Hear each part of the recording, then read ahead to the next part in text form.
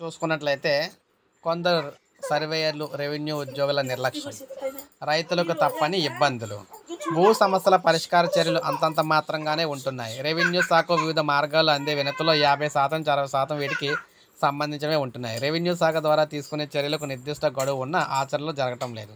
కొందరు సర్వేలు, రెవెన్యూ ఉద్యోగులు నిర్లక్ష్యమే ఇందుకు కారణం.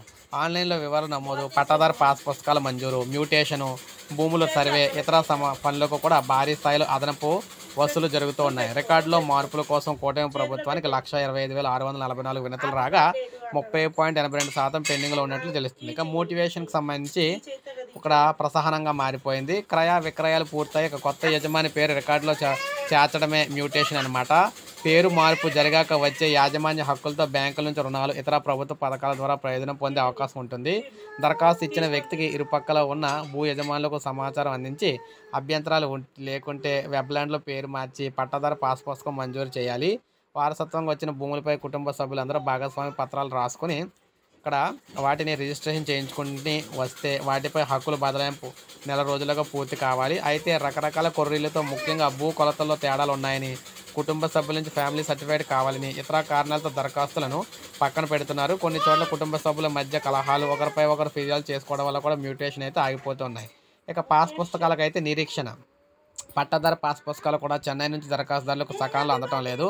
పొలం కొనుగోలు, రిజిస్ట్రేషన్ పూర్తయిన తర్వాత తహసీల్దార్ల కార్యాలయంలో దరఖాస్తు చేస్తే పరిశీలన అనంతరం ఆన్లైన్లో చెన్నైలోని ముద్రణా సంస్థకు సమాచారం పంపుతారు. రైతు పేర్కొన్న ఇక్కడ చిరునామాకు నెల రోజుల్లోగా పాస్ పుస్తకం రావాలి. వారసత్వంగా వచ్చిన ఆస్తిని తమ పేరుపై నమోదు చేసుకున్న వారికి ఇదే తరహాలో అందజేస్తారు. ప్రస్తుతం దరఖాస్తు చేసి ఏడాది దాటినా అందటం లేదు. దీంతో మళ్ళీ రైతులు దరఖాస్తు చేస్తున్నారు. గత వైకాపా పాలనలో జగనన్న భూ హక్కు పత్రం పేరుతో సుమారు 25 లక్షల పట్టాదారు పాస్ పుస్తకాలను ముద్రించారు. వాటిపై జగన్ ఫోటోను పెద్దగా ముద్రించారు. వీటి స్థానంలో కూటమి ప్రభుత్వం కొత్త విస్తారాన్ని ప్రకటించింది. ఇంతవరకు ముద్రణ పనులు జరగలేదు.